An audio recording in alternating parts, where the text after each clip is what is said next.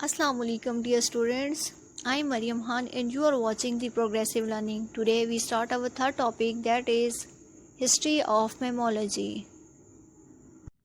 اگر ہم میملیین ہسٹری کی بات کریں تو ہم یہ بات سوچتے ہیں کہ آئدر میملز کا انٹریکشن ہیومن سے کب ہوا ہوگا، کب ان کی پریزنس کو محسوس کیا گیا ہوگا، اور کب اور کس نے ان پر ریسرچز کی اور کیا نئے نئے پوائنٹ سامنے لائے. The very first point is ancestor awareness and interaction with mammals. اگر دیکھا جائے تو آئی تھنک ہمارے انسیسٹر جو تھے وہ جنرلی صرف انہی میملز کو جانتے ہوں گے جن کے ساتھ وہ اپنا ہیبیٹیٹ شیئر کرتے تھے یا جو اس ٹائم پر موجود تھے، اور ہو سکتا ہے کہ جو اس ٹائم پر میملز موجود تھے وہ آج موجود نہ ہوں، وہ ایکسٹینٹ ہو چکے ہوں.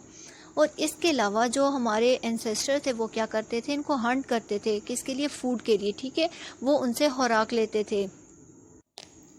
We are not present at that time, then how we know all of these things? Let me tell you. The first evidence came from cave painting، یعنی کہ غاروں کے اندر وہ مختلف قسم کے میملز کی تصویریں بنا دیتے تھے جو کہ آج ہمیں مختلف مقامات سے ملتی ہیں.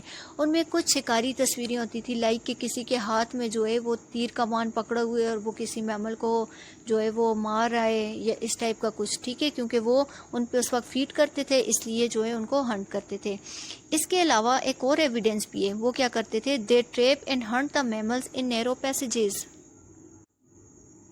یعنی وہ کیا کرتے تھے کہ وہ تنگ تنگ گلیاں بنا دیتے، ٹھیک ہے، یا غار ٹائپ کی کوئی جگہ بنا دیتے تھے جس میں سے جب اینیمل اندر گزرتا تھا تو یہ کیا کر دیتے تھے، یا تو اس کو پکڑ لیتے تھے یا پھر اس کو مار دیتے تھے. ٹھیک ہے، یہ اس کی ٹریپنگ کے لیے جو ہے وہ ڈفرینٹ ٹائپ کے جو ہے وہ اسٹریٹجیز اپناتے تھے تاکہ ان کو پکڑ سکیں اور ان کو کھل کر سکیں.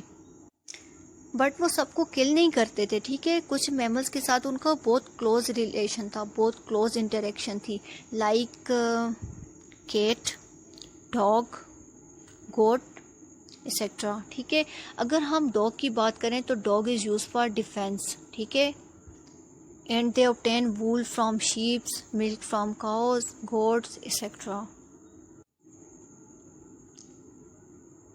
اس کے علاوہ بہت سارے میملز لوڈنگ کے لیے یوز ہوتے ہیں. Many are use for loading and transport.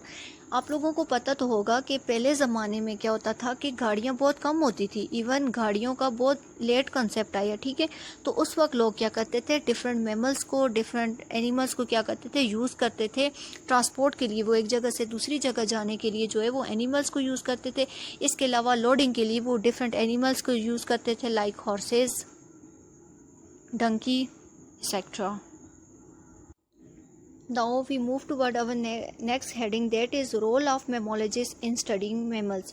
یعنی کہ میمولوجسٹ نے کیا رول پلے کیا، مطلب کہ کس ٹائم پہ جو ہے لوگوں نے میمولوجی کو پڑھنا سٹارٹ کیا یا میملز کے بارے میں جاننا سٹارٹ کیا. تو جو سب سے پہلے لوگ تھے، the first people recorded to study and work were ancient Greek. ٹھیک ہے، وہ کیا تھے؟ گریکس تھے. گریکس کے بارے میں تو آپ لوگوں کو پتہ ہوگا کہ یہ کافی ایجوکیٹڈ قوم تھی. ٹھیک ہے، even they are not native to Greeks. ٹھیک ہے، the first person is Aristotle. Who is Aristotle? ٹھیک ہے، ایرسٹوٹل وہ پہلا انسان تھا جس نے ویلز اینڈ ڈولفنس کو کیا کیا تھا، میمل کنسیڈر کیا تھا. اگر ہم جنرلی کسی لے مین سے پوچھیں تو وہ کیا بتائے گا ہمیں؟ اگر اس کے سامنے ہم لائن رکھ لیں، اس کے سامنے ٹائیگر رکھتے ہیں، اس کے سامنے ہم ویلز اینڈ ڈولفن رکھتے ہیں تو وہ ویل اینڈ ڈولفنس کو کیا بولے گا کہ یہ ایک فش ہے. ٹھیک ہے، تو زیادہ تر لوگ ان کو فش کنسیڈر کرتے تھے. لیکن پھر کیا ہوا کہ ایرسٹوٹل نے سب سے پہلے ویلز اینڈ ڈولفنس کے بارے میں بتایا کہ یہ کیا ہیں، میملز ہیں، کیونکہ اس وقت تک کلاسیفیکیشن نہیں ہوئی تھی، ٹیکسونومی کا کوئی کنسیپٹ نہیں تھا. لیکن اس کے بعد کیا ہوا کہ لیٹ 18 سینچری میں جو ہے وہ سائنٹیفک ورک سٹارٹ ہو گیا میملز کے اوپر. ٹھیک ہے، ڈفرینٹ لوگوں نے جو ہے وہ میملز کی ٹیکسونومی پہ کام کیا، ان کو ڈیوائڈ کیا آرڈر اینڈ کلاسز کے اندر تاکہ لوگوں کو پتہ چل سکے کہ کون سی چیز میملز ہے، کون سی پلانٹ ہے، کون سی فشز ہیں، کون سی برڈز ہیں. ٹھیک ہے، تاکہ ان میں لوگ ڈفرینس کر سکیں. سائنٹیفک ایکسپلوریشن آف 19 سینچری، یعنی کہ 19 سینچری میں اینیملز پر کیا کام ہوا. ٹھیک ہے، میملز کے اوپر کیا کام ہوا. resulted in large collections of specimens virtually from all parts of the world. Biological collections are highly valuable due to reason that many areas in the world are geographical inaccessible.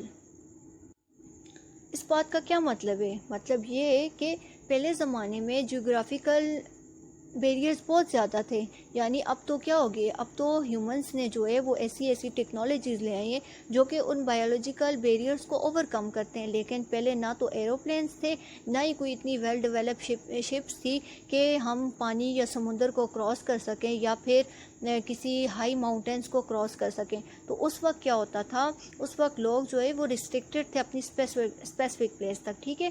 تو اس وقت اگر ان کو کسی قسم کا کوئی اسپیسیمین مل جاتا تھا تو وہ اس کو کیا کر دیتے تھے، پریزرو کر دیتے تھے.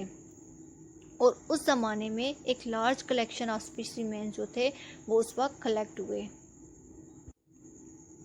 دا next one is the American Society of Mammalogist. یہ امریکہ کی ایک بہت بڑی جو ہے وہ ایک اسٹیبلشمنٹ ہے، سوسائٹی ہے جو کہ میملز پہ جو ہے وہ کام کرتی ہے، ٹھیک ہے. It was establish in 1919. The main purpose of this society is to promote interest toward research in mammalogy. یعنی کہ اس سوسائٹی کا کام کیا تھا کہ یہ لوگوں میں انٹرسٹ ڈیولپ کرے، ان میں یہ خواہش ظاہر کرے کہ لوگ جو تھے وہ میمولوجی کی طرف جائیں، میملز پہ کام کریں اور میملز کے ویلفیئر کے لیے جو ہے وہ ڈفرینٹ ریسرچز کریں اور ڈفرینٹ چیزوں کی انوینشن کریں.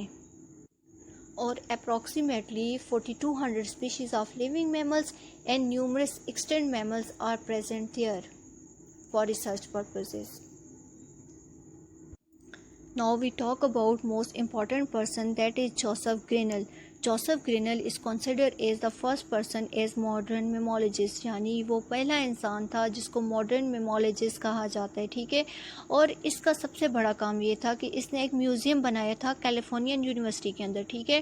اور اس نے اپنی ہول لائف جو ہے وہ میملز کے لیے اسپینڈ کر دی تھی، اپنا سارا کریئر جو ہے وہ میملز پہ اسپینڈ کر دیا تھا اور وہاں پہ صرف ان کے لیے کام کرتا تھا.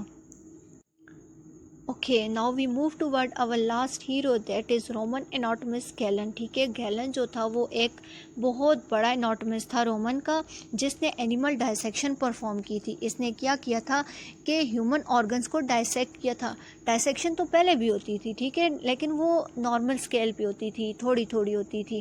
لیکن اس نے اینیمل کے آرگنس کو اس طرح ڈائسیکٹ کیا کہ ان کی اسٹرکچرس کے بارے میں ہمیں بہت ساری دوسری نیو باتوں کا پتہ چلا، اس کے بہت سارے فنکشنز کے بارے میں ہمیں پتہ چلا جو اس سے پہلے ان نون تھے.